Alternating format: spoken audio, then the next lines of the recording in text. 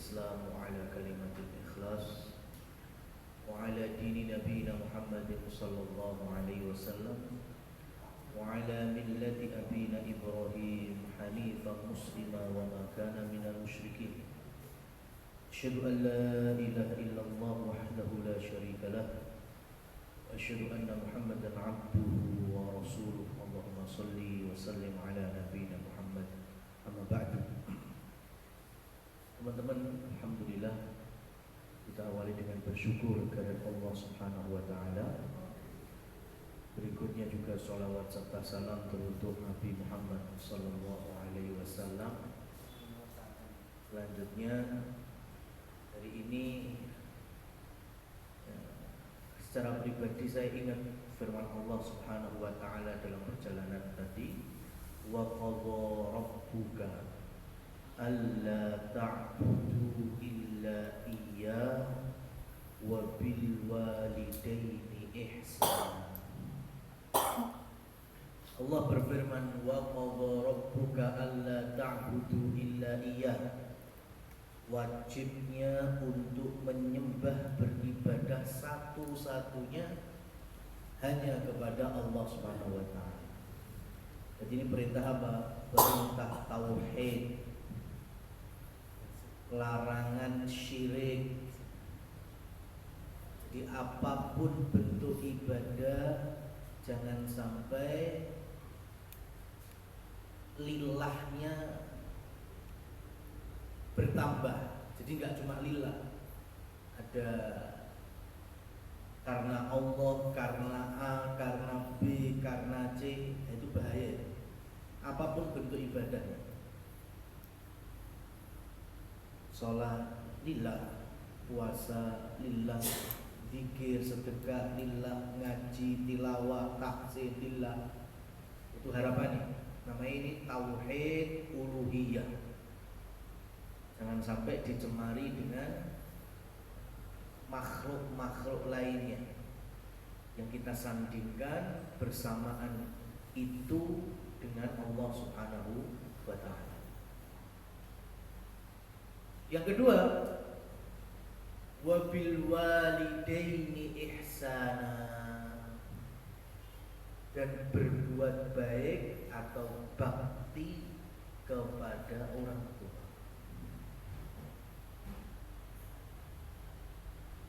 Teman-teman yang dirahmati oleh Allah Subhanahu wa taala, dari ayat ini ulama tafsir sepakat, setelah Allah Subhanahu wa taala wajibkan kita untuk beriman dan bertauhid,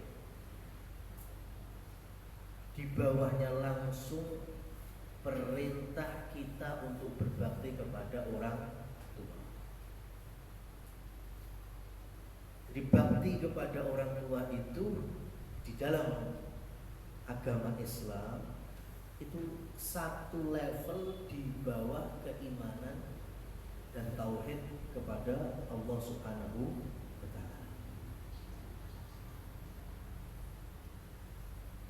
Karena ini musim liburan bagi anak-anak yang sekolah, orang tua yang kemudian bisa berlibur dengan mereka, tapi juga tidak sedikit ya, ada beberapa komplain, curhat, macam-macam dari orang tua terkait dengan anak-anak.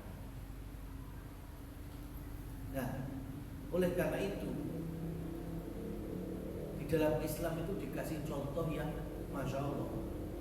Ambillah ayat ini bersinggungan dengan masuk Islamnya Sa'ad bin Abi Waqqas. Ayat yang saya sebutkan tadi itu kaitannya dengan masuk Islamnya siapa? Sahabat Sa'ad bin Abi Waqqas. Ini termasuk sahabat yang dijamin masuk surga. Sa'ad sendiri yang bercerita, setelah saya bersyahadat di hadapan Rasulullah Sallallahu Alaihi Wasallam, ibuku marah.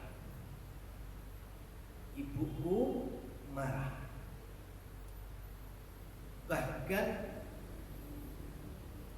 berjanji di hadapanku ibuku tidak akan makan dan minum sampai aku keluar dari agamanya Rasulullah, yaitu Islam. Dan ibunya musyrik, ibunya Sa'ad bin Abi Waqqas, termasuk tokoh-tokoh Quraisy dari kalangan wanita. Gak mau makan, gak mau minum sampai anaknya apa? Murtad. Coba, kira-kira apa yang dilakukan oleh Sa'ad bin Abi Waqqas? Metu komah wae lah, ya? Atau alah sibuk wis ahli neraka wae, ya? Ngalih wae, pindah wae. Sa'ad bin Abi Waqqas setiap jam makan, ya, itu datang ke rumah ibunya, ngambilkan makanan dan siap untuk makan. Tiap waktu makan, ibunya mau makan, nggak mau. Maunya anaknya murtad. Dan itu terjadi terus sehari, 2 hari, 3 hari. Tiap waktu makan datang, disuapin, nggak mau, ya sudah. Nanti datang lagi, nyuapin, nggak mau, gitu terus. Sampai hari ketiga ibunya pingsan. Kemudian ketika sadar, Sa'ad meminta saudaranya, belum masuk Islam itu, namanya Ammarah, ya, minta perintahkan suapin ibu. Pingsan karena enggak dimasukkan makanan.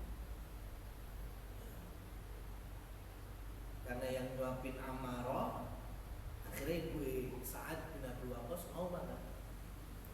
Setelah itu Sa'ad ingin menyuapinya, enggak boleh. Kemudian Sa'ad berkata, "Ya Ummah, wahai ibuku, sampai kapanpun aku akan melakukan hal seperti ini." Apa maksudnya? Saya akan datang kepadamu, ya, ngobrol denganmu, siap menyuapimu, tapi aku tidak akan pernah meninggalkan agama Nabi Muhammad SAW. Ini yang disebut bakti itu kayak gini. Ya, ibunya tadi beriman apa musyrikah? Musyrik. Tapi urusan anak dengan orang tuanya tetap berusaha berbuat baik. Musyrik pada. Maka ini dasarnya di sini, kaidah. Seorang sahabat Sa'ad bin Abi Waqqas saja, ibunya musyrik itu masih berlaku baik. Datang ke rumah ibunya, ngejak ngobrol, nyuapin, meskipun ibunya benci, pengennya murtad. Ya, murtadnya itu yang maksiat, makanya gak ditaati sama Sa'ad bin Abi Waqqas. Tapi hubungan anak dengan orang tuanya sampai kapan? Kewajiban bakti itu gak lepas. Lah orang tua kita kan insya Allah, masya Allah Pak, ya kan sama-sama muslim, muslimah.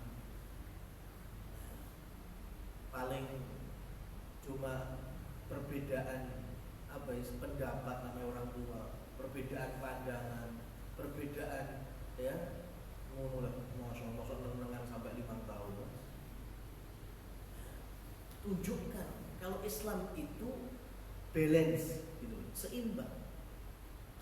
Kalau orang tua kita salah dalam hal apapun itu, ya, atau memerintahkan kita untuk maksiat, sampai kapanpun jangan taat.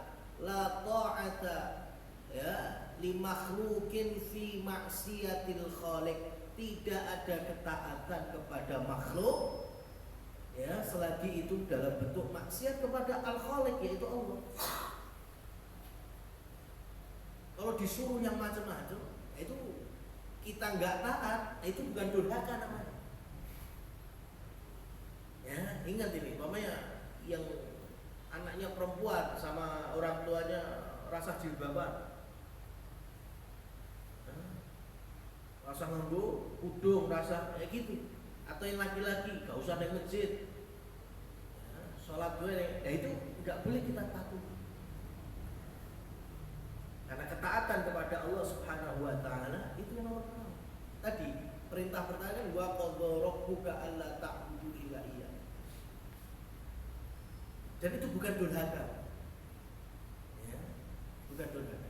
Bahkan kalau orang tua kita meminta, yang laki-laki ya, meminta menceraikan istri, atau yang istri meminta untuk menggugat suaminya tanpa ada alasan yang dibenarkan dalam Islam, maka kita tidak boleh mentaati perintah. Dan itu bukan durhaka. Hati-hati. Kadang beberapa kasus di pengadilan agama, kenapa menceraikan pasangan? Karena ini perintah orang tua. Ini perintah. Ternyata hanya sebatas orang tua nggak suka sebagian sikap dari menantunya. Nggak bisa seperti ini. Kecuali kalau menantunya memang ahli maksiat dalam agama, ya minta ceraikan, ternyata emang ya, sudah dinasihati judul, ya kan? Atau sudah nggak pernah sholat, nggak mau sholat, atau menggolimi anak istrinya, KDRT lah, itu kan beberapa poin yang bisa disepakati dalam syariat. Tapi kalau hal-hal yang karena ketidaksukaan sikap, nah manusia pasti ada kelebihan dan kekurangan. Ya. Cobalah figur-figur yang ditokohkan di Nusantara kita aja. Ya. Orang Jawa kan kayak tokoh-tokoh pewayangan, mana ada yang perfect? Enggak. Ya Pendowo itu sangar-sangar, tapi punya kekurangan semuanya. Ya kan? Arjuna arep ganteng, arep lincah, tapi dia ngambil keputusan bimbang, gak jos dia. Kenapa? Itu kekurangannya. Urung sing Bima, wis gagah perkasa, tapi kan kadang ya gampang emosian. Itu sebagai gambaran aja. Manusia itu nggak ada ya perfect, pasti ada kelebihan dan kekurangan. Jadi kalau ada orang tua seperti itu, jangan dipatuhi. Dan itu bukan durhaka. Bukan durhaka. Tapi kemudian jangan kemudian langsung nggak komunikasi, tetap berbuat baik. Makanya Imam Al-Bukhari di dalam kitab Al-Adabul Mufrad, beliau ngasih bab wujubu birril walidaini wa in kana dzalama. Wajibnya bakti kepada orang tua meskipun keduanya itu boleh. Nah, kalau dulu yang saya sesalkan kepada jadi kan mulai terjun untuk mengajar berdakwah itu kan dari tahun kurang lebih, mulainya ya rintisannya itu kan dari 2005 2006 saya mulai terjun ke dunia dakwah. Nah itu masalahnya kan sudah ada alumni teman-teman masa muda yang tahun-tahun 90-an, 89-an kayak gitu. Nah itu zaman itu modelnya kaku-kakuan, baik yang laki maupun yang perempuan. Jadi ketika saya mulai mengajar berdakwah, saya lihat kok modelnya kayak gini. Bahkan yang wanita itu mereka bisa menikah tanpa persetujuan orang tua. Kok iso? Orang tua saya masih ke Jawa ini, orang tua sudah masih gitu. Ya terus pengen nikah dengan ya laki-laki yang sudah berjalan di atas keimanan yang baik. Ya, terus apa yang nikahkan? Ya kau aku, orang tua enggak. Waduh, marah ini. Ya enggak seperti ini. Kesalahan orang tua salah, kita enggak benarkan itu salah. Tapi sikap kita enggak bisa kemudian kita lepaskan itu. Ya, ridho mereka, izin mereka enggak bisa. Keras, kaku banget. Yang laki-laki juga sama. Orang tuanya ketika masih melakukan adat-adat dalam tanda petik ya, yang melanggar syariat, itulah yang mungkin sebelum tahu menafkahi orang tuanya, ya, atau membantu. Penting ya Allah, grapia ya, nyeneng Tapi semenjak tahu, oh, ternyata ini syirik, oh ini kemungkaran orang tua melakukan, ya, kemudian mungkin ngandani pisan orang tuanya, langsung nggak nafkahi lagi, nggak datang lagi ke rumah orang tua. Ini kesalahan. Ya, jadi memandang tuh harus seimbang gitu. Kesalahan orang tua tetap salah, nggak bisa dibenarkan itu. Yang mungkar ya tetap mungkar. Tapi sikap kita jangan sampai membuat orang tua akhirnya mengecap kita sebagai anak durhaka. Tetap datangi, ya sampaikan juga seperti ini. Saya nggak setuju Pak Bu, alangkah baiknya ditinggalkan. Atau diajak ngomong pertanyaan. Beda kan kita ke orang tua, Pak Bu, kenapa kok melakukan ini? Kenapa kok seperti ini? Kenapa? Sama dengan Pak Bu, ojongin rasanya ora oleh. Beda. Ya, tanggapan orang tua itu kan beda. Makanya dalam ayat yang lain Allah Subhanahu wa taala berfirman, wa shahibhuma ma'rufa. Wa shahib. Ya, apa artinya shahib? Ya, sahib apa? Teman, kawan, sahabat. Itu ayatnya itu wasahib huma. Itu kalau terjemahnya kan pergauli mereka, temani mereka dengan ma'ruf, dengan baik. Tapi yang namanya sahib, teman, jadi sesuatu yang kita bisa senang bersama teman, tempelkan ke orang tua, insya Allah bakti.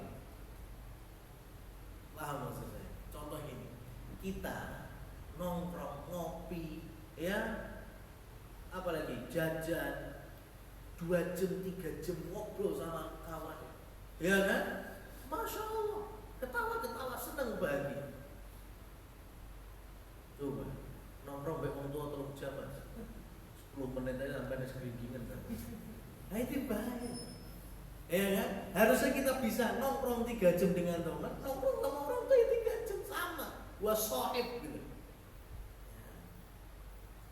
Kita lama nggak jumpa sama kawan, temen SMA, temen SMP, wis mbuh ning negara ndi, kemudian kita telepon, fit call, bisa berjam-jam. Tapi telepon, fit call sama orang tua 3 menit, 2 menit, jangan. Ya, mereka butuh kita. Cuma ya namanya orang tua itu udah ada disikap kadang ya gengsi, punya ego karena orang tua. Jadi memang kitanya sih harus berusaha. Jadi teman-teman, ada satu pendapat miliknya Imam Malik, dan saya ikut pendapat Imam Malik ini dibandingkan pendapat yang lain mayoritas ulama. Mayoritas ulama kan gitu. Berarti kita kepada orang tua sama atau beda antara ayah dan ibu? Beda, ya kan? Kenapa? Mana yang lebih didulukan, ibu atau ayah? Ibu. Oke. Karena memang ada hadisnya. Jadi ada sahabat datang kepada Nabi, ya Rasulullah, ayyun nas ahaq bi suhbati. Manusia manakah yang paling berhak aku berbuat baik kepadanya? Kemudian Nabi menjawab, ummu, ibumu. Siapa lagi ya Rasul? Lagi ibumu. Siapa lagi ya Rasul? Ibumu. Ya. Siapa lagi ya Rasul? Ayah. Jadi ibu sampai disebut 3 kali, baru kemudian ayah. Nah, ini hadisnya dan menjadi dalilnya kenapa mayoritas ulama mengutamakan ibu itu lebih daripada sang ayah, karena ada 3 ucapan Rasul sebelum ayah, ibu dulu. Nah, ulama yang berpendapat demikian karena seorang ibu memiliki 3 peran yang tidak bisa diwakilkan oleh ayah. Apa itu? Dari hamalah buahnan, hamil, melelahkan, melahirkan, toh nyawa, kemudian menyusui sampai genap usia 2 tahun. Ini nggak bisa diwakilkan sama ayah. Ya. Seorang ayah nggak mungkin bisa hamil, apalagi melahirkan, apalagi Nah, karena ayah gak punya peran di sini, maka seorang ibu naik 3 tingkat di atas. Itu pendapat mayoritas ulama. Tapi kalau Imam Malik, beliau berpendapat bakti kepada orang tua itu sama. Dan ini apalagi di Indonesia ini bagus kan. Jangan sampai kita kemudian bakti ibu. Akhirnya bakti ibu bapaknya ya Allah koyo serawon. Ya Imam Malik gak gitu, sama. Loh, hadisnya ibu disebut duluan, betul. Kenapa? Ya, beliau berpendapatnya bukan masalah perkara hamil, lahir, menyusui, enggak. Kata Imam Malik, karena seorang ibu dan wanita secara umum itu lebih mudah didolimi, disakiti, dan merasa. Makanya Rasul dulu kan ini, saya kasih gambaran gini, enek anak tantrum, ya, kira-kira sampai lihat anak-anak yang sampai mukul-mukul orang tuanya, itu yang antum biasa lihat, bocah mukul ibu apa bapaknya? Memang normalnya gitu ya, yang dipukuli ibu, dan ibunya nggak bisa balas. Karena perasaan, nggak mungkin. Itu sedih aja, ibu. Paling kurang ada. Itu bukti kalau wanita, ibu itu lemah. Makanya bukan untuk didolimi. Coba, ya, mukulinnya ayah. Coba biar mas. Orang dibeng genti biar bapak. Ayo balik nenek. Orang dipuntir itu. Makanya ibu Rasul sampaikan lebih dulu. Tapi kalau untuk kewajiban berbakti sama. Bahkan kata beliau, kalau ada orang tua, ayah meminta anaknya berjalan ke selatan, kemudian ibunya meminta kepada anaknya berjalan ke utara, sikap kita menjadi anak yang berbakti, ayo melaku CCTV. Bapak ngongkon neng selatan, ibu ngongkon ngalor, sampai melaku lewat di etan, malah tambah salah. Pilihannya kalau ngidul apa ngalor? Ya, kalau ngalor tadi berarti kan, karena perintah ibu didulukan. Kata Imam Malik, jalannya ke arah selatan. Berarti manut siapa? Ayah. Dan itu yang benar. Loh kok bisa? Karena hakikatnya gini, seorang ibu sekaligus istri itu tanggung jawab pertama apa? Patuh kepada suami selagi itu tidak pada kemaksiatan. Ini kan cuma masalah mubah aja, ya, melaku ngalor atau melaku itu. Ternyata seorang laki-laki, suami sekaligus ayah, minta anaknya untuk ke selatan. Maka hakikatnya seorang istri pun juga harus mematuhi perintah suami, ya. Jadi ke selatan. Anak pun juga demikian. Ini menunjukkan bahwa bakti kepada orang tua itu sama. Kalau dua-duanya masih ada, maka jangan kemudian ibu diutamakan terus bapak, ya, malah dinemno, jangan. Ya, jadi kata Syekh Shalih Utsaimin, ayat wailul lil mutaffifin, celaka binasa bagi orang-orang mutaffif. Mutaffif itu yang gak seimbang dalam timbangan. Ternyata pelajarannya gak cuma untuk pedagang sing ngakali timbangan. Enggak. Al-mutaffif itu umum. Siapa saja yang tidak seimbang di dalam bersikap itu masuk kepada ayatnya.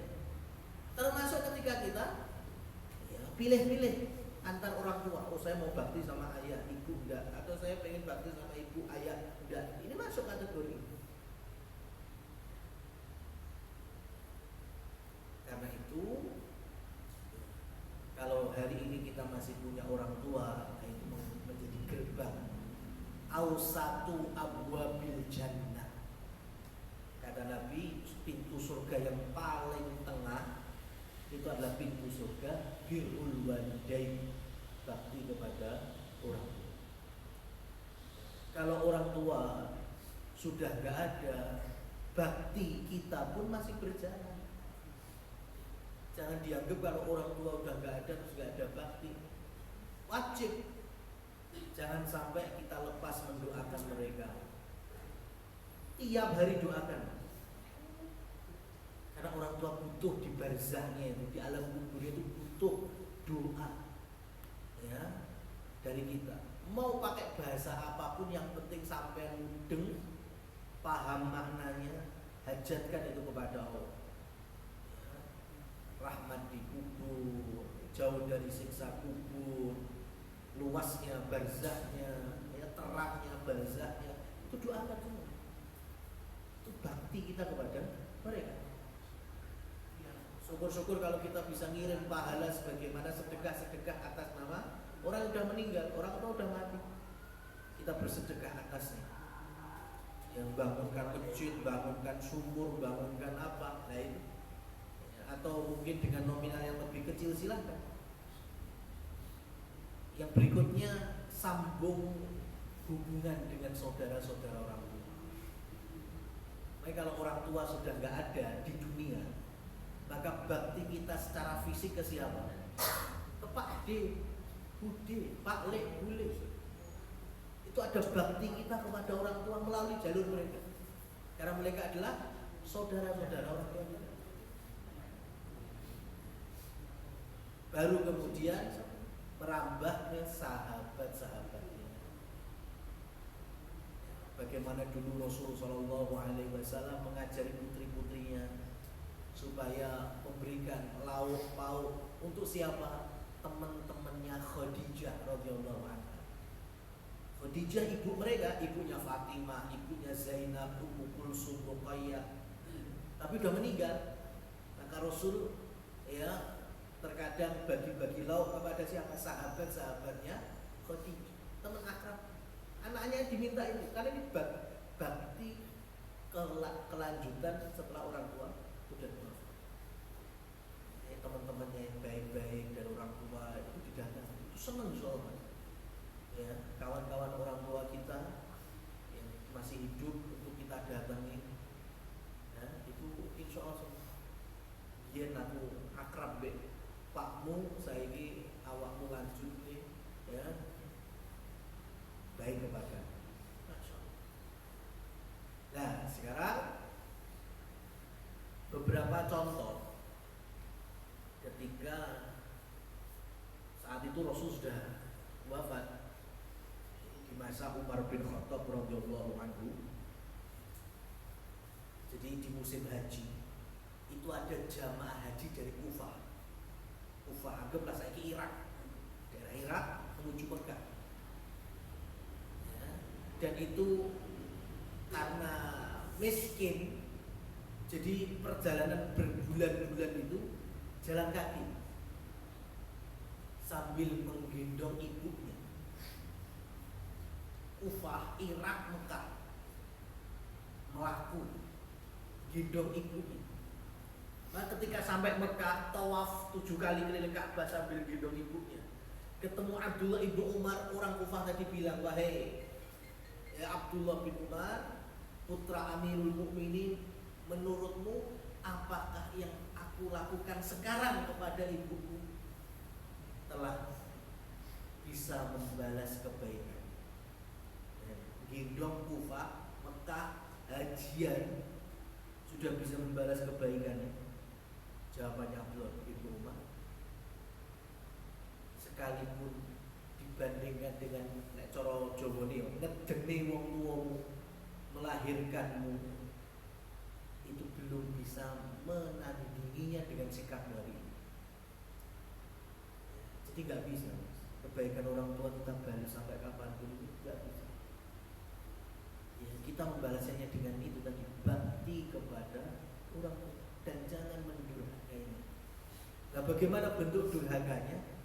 Semua yang titik beratnya itu lagi sesuatu yang membuat, kalau ayatnya kan tadi kan diantaranya wala taqul lahuma uffin, jangan katakan kepada orang tuamu uff. Uff itu menurut kultur Arab adna kalimat atau redaksi paling ringan untuk sebuah kejengkelan.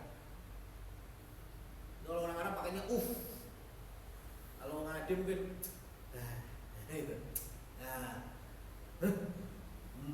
Apa tuh? Itulah kayak gitu. Itu saja kita katakan di hadapan orang tua itu sudah jatuh dosa. Apalagi suara yang lebih keras, komentar yang lebih pedas sampai menyakiti mereka, itu kedua. Apalagi sampai membuat mereka menangis. Nah, ketika ada sahabat membuat orang tua mereka menangis, datang kepada Rasul kasih tip tobatnya. Ya, adhikhuma kama abkaitahuma. Sekarang balik ke orang tuamu, bikin mereka tertawa sebagaimana sebelumnya kamu bikin mereka menangis. Jadi jangan pakai model kaku-kakuan orang tua. Kapan-kapan kita anak, kita yang harus menurunkan ego, ngalah, karena kita masih punya pintu surga ya. Kalau dua-duanya berarti dua pintu surga masih terbuka lebar. Ya, Rasul mewanti-wanti, rohma angfun, celaka, sungguh celaka. Siapa itu? Laki-laki masih punya orang tua hidup, ya kan? Tapi tidak mampu memasukkan dirinya ke surga. Itu celaka kan? Atau dari sebagian salafus soleh, tabi'in itu menganggap durhaka itu kalau kita makan bersama orang tua dalam satu wadah, ya, satu piring namanya, ada nasi, ada lauk, macam-macam. Kemudian orang tua ngelirik sebuah lauk, yang ini lauk kuwi, kemudian kita ambil dan kita makan sendiri, itu sudah durhaka. Masya Allah. Itu definisi para ulama. Ya, sesuatu yang disenangi orang tua malah kita ambil, ya, kita nikmati sendiri, itu sudah durhaka. Padahal itu baru dilihat, belum diucapkan. Apalagi ketika orang tua sudah mengucapkan. Ya, itu jadi anak seperti itu. Tapi kalau jadi orang tua, ya jangan sampai menjadi orang tua yang lebay. Orang tua yang maksudnya lebih gini, tahu anaknya kemampuannya di situ, nggak bisa lebih, tapi jalui sing macam-macam. Ini juga bukan orang tua yang bijak. Ya, jaluk anak, ya nungkoknya apa? Padahal anaknya nggak punya kemampuan atau belum ada kemampuan di situ. Kok daftar no bapak haji loleh, ya, nungkokno tiket umroh ibu loleh, anaknya nggak mampu. Tapi setiap hari digituin, pengen jadi anak sing bakti, gak durhaka, ya itu juga bukan orang tua yang baik seperti itu. Orang tua lebay, ya, tidak tahu kapasitas anak. Ya, anak kalau baik, insya Allah dengan sepenuh kemampuan, optimal, totalitas, ya, ingin, ya, berbuat baik kepada mereka. Wallahu a'lam bishawab. Ini secara materi yang bisa kami sampaikan. Barangkali ada yang mau bertanya, kami kembalikan ke teman pembawa acara. Terima kasih Ustaz. Masih ada waktu, monggo untuk rekan-rekan yang ingin bertanya.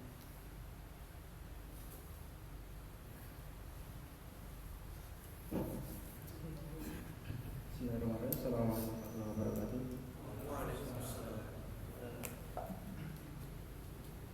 Ini berkaitan dengan tema, terkait dengan apa ya, sikap anak kepada orang tua. Kita sering melihat di sosial media itu ada yang berstatement seorang anak yang tidak berbakti ke orang tua itu karena faktor atau risetnya itu biasanya luka pengasuhan.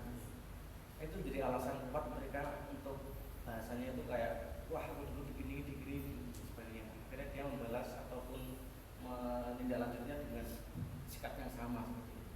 Nah, dengan hal seperti itu tuh bagaimana? Yang kedua, menyikapi dengan anggapan tadi, kita itu kan atas hadis tadi mendahulukan mendahulukan ibu yang lebih daripada seorang ayah. Nah, kita kan sudah tertancap seperti itu. Nah, sedangkan tadi itu ada bahasa kita harus seimbang, apalagi disandingkan Ustaz Tafidin tadi yang kalau kita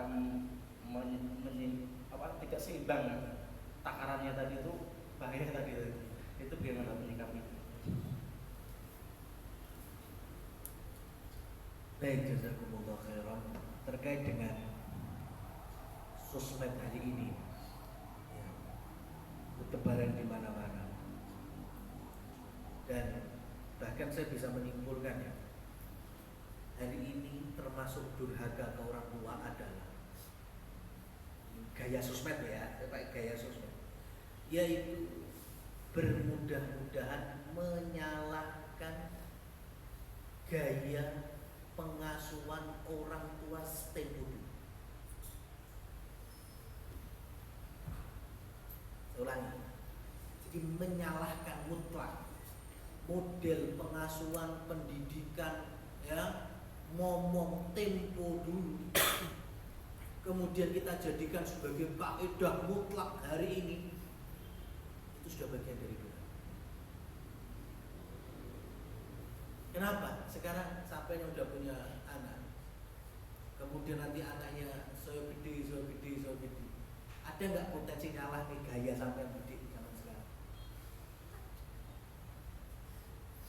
Kayak itu tadi, ada kelebihan, ada kekurangan.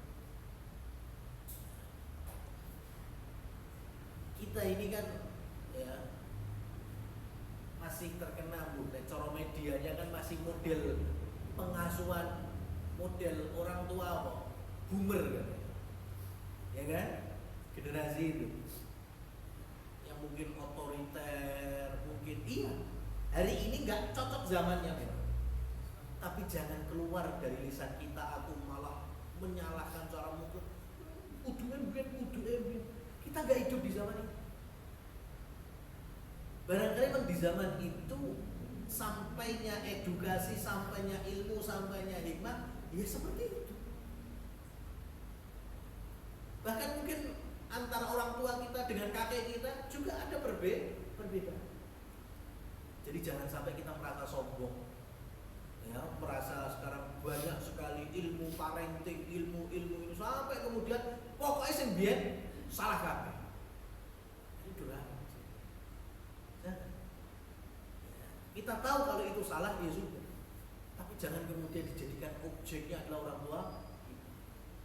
Nah, dari situ kaidahnya. Maka apa yang terjadi akhirnya itu tadi muncul istilah trauma pengasuh. Oke, makanya tadi yang salah tetap kita bilang salah. Mungkin orang tua dulu ya membimbing kita sampai dengan kulitnya biru memar, ya, fisik, ya sudah, itu salah. Ya. Kemudian menjadi trauma, oke. Ya. Tapi trauma itu harus diambil dari sudut pandang syariat. Jangan sampai trauma ini jatuhnya cenderung kepada keburukan. Akhirnya nggak mau silaturahmi, nggak mau berkunjung, nggak mau komunikasi. Nah ini kitanya sih salah. Bayangin kita udah menjadi korban pengasuhan tempo dulu. Hari ini kita menjadi korban, ya, hawa nafsu kita yang tidak mau kemudian berbuat baik pada orang tua. Rugi dua-duanya. Teorinya mudah, tapi aplikasinya memang tentu akan susah. Coba ini sudah pakai gayanya sosmed juga ya. Meme kata bijak. Kita contoh pohon yang berbuah. Kita ini deleng pelem, deleng jambu, deleng apa aja durian. Pengennya kok ngisor nyawat nganggo watu, nganggo balok. Ya, kita lemparin. Tapi yang pohon berikan kepada kita apa? Buahnya. Peleme, durene, jambunya, kayak gitu. Maka harapannya kita kayak gitu. Meskipun dulu kita mendapatkan kekerasan, trauma, ya, tapi kita balas dengan sesuatu yang indah.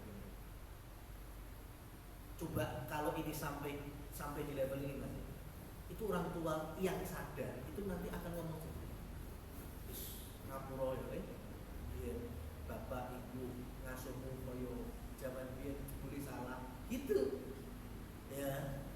Tapi kalau kita sama-sama pengen menang sendiri, gimana nggak ada komunikasi seperti ini. Dan ini juga menjadi catatan penting.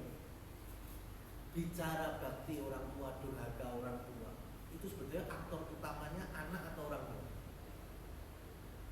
Aktor objek untuk kita edukasi bukan anak, bukan remaja, tapi orang tua bagaimana bersikap dengan orang tuanya atau kakeknya si anak remaja juga. Kenapa? Karena sikap kita kepada orang tua itu yang akan dicontoh anak kepada kita. Kalau kita bisa bakti, sudah anak nonton itu. Usia kita tua, genting anak yang bakti. Ya, lah kita hari ini ngeneng nih, lost kontak, ini sudah anak nanti kita tua, podo bakal tingonok nih. Ya, ingat ucapan saya. Apa yang kita tanam kepada orang tua hari ini, itu nantinya yang akan dilahirkan oleh anak kepada kita. Makanya sahabat, ya dulu anak-anak mereka tapi itu tanya, ya kenapa tiap pagi tiap petang aku dengar engkau mengucapkan Allahumma afini fi badani, Allahumma afini fi basari, Allahumma afini fi sam'i. Kenapa ya? Kemudian ayahnya menjawab, nah, ya seperti itulah Nabi kita mengajarkan. Maksudnya gimana? Ini ya kronologinya tadi. Anak bertanya kepada orang tuanya, kenapa ya kok tiap pagi petang engkau membaca zikir Allahumma, apal anaknya. Kenapa? Kenapa kok anaknya bisa hafal itu tadi? Karena mendengar orang tuanya tiap pagi tiap petang zikir, akhirnya anaknya bisa sendiri. Orang terus bapak itu nonton terus ini apa no zikir pagi petang, risai muslim ini, ben ora kesurupan. Lah bapak tua yang akan mbok kandhani. Enggak gitu. Ya, enggak gitu. Sampai zikir itu didengar anak, nanti anak apa sendiri itu lihat tuh, oh bapak. Apa yang kita tanam hari ini, nah itu nanti ya anak ya hasilkan untuk kita ya. Maka terkait dengan trauma pengasuhan, iya itu terjadi. Bahkan itu tadi karena sosmednya gencar, akhirnya juga melu-melu gencar. Oh berarti orang popok ini orang popok. Oh berarti banyak yang senasib. Berarti ya saya tak jaga jarak aja sama orang tua. Nah ini kalau udah sampai di sini berarti salah nih. Ya. Kemudian kaitannya dengan yang kedua, ya. Jadi ketika kita mengutamakan ibu karena sosok yang mudah tersakiti, mudah dizalimi, itu enggak apa-apa. Utama. Cuma kan gini, bapak atau laki-laki kan memang punya sisi yang apa istilahnya, rodok dablek, enggak pekaan. Kalau kita ini melebihkan berapa level untuk ibu, ya di hadapan ayah, yang ayah masih, ya wis lah, ibu baik gitu kan, itu enggak apa-apa mas. Maksudnya yang seimbang di sini kalau sampai ayah pun ngerasa kok anak gue api korbe bojoku, aku malah gelas lah itu dia nggak beli di sini. Ya berarti kan kita udah terlalu jauh. Ya. Kalau umpamanya kita datang kemudian ngejak ngobrol ibu, bapaknya boleh koyo nonton bal-balan, beli kopi, nelo itu nggak apa-apa, so bapak itu nggak apa-apa gitu. Kalau saya dijak ngobrol, tapi kalau tiap hari kayak gitu, nah di situ ya. Jadi seimbang itu bukan bermakna kemudian langsung harus satu ukuran, enggak. Laki-laki kan kadang ya apalagi dengan anak laki-laki, mungkin kalau anak perempuan beda ya. Anak laki-laki ya memang kepada ibunya, anak perempuan dengan ayahnya, nah itu juga bisa menjadi acuh. Tapi yang terlarang adalah ketika kita sangat jonjing ya, bakti kita kepada salah satunya itu yang dilarang. Wallahu a'lam. bissawab. Demikian dari saya, bila taufiq wal hidayah. Wassalamualaikum warahmatullahi wabarakatuh. Terima kasih Ustaz. Semoga ilmu yang diberikan bisa bermanfaat untuk kita. Untuk menutup acara, marilah kita tutup dengan kafaratul majlis. Subhanallah wa bihamdihi, asyhadu an la ilaha